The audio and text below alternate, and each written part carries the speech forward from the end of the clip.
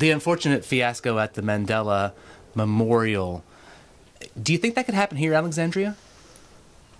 Yes, I actually believe it happens quite often.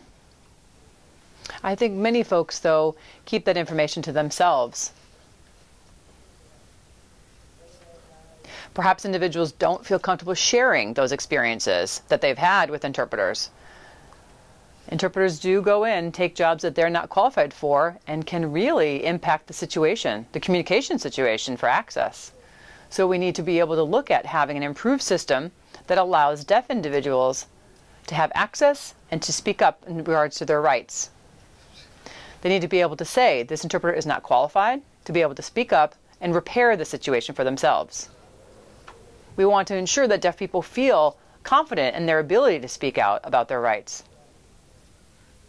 I'm not sure of a specific example, but for sure it happens so often that it's actually difficult to pull out one scenario. Oh, I've heard many stories. I mean, one example I could tell you the story of now is that an agency sent an interpreter to a university.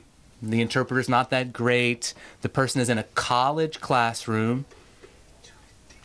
Those people are paying tuition. They've bought books which are expensive, and then to have an unqualified, inadequate interpreter without complete access to their education, you think, what's going on? I mean, and that's a perfect example that it happens too often.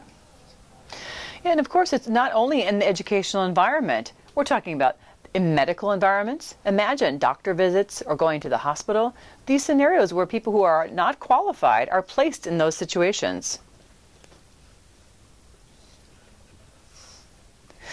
I remember one time it happened that there was a scenario where something was provided to me, and I said, no, thank you, I don't need that. And the interpreter crossed the line and actually argued with me about why I should accept what was offered. It was way beyond their professional boundaries.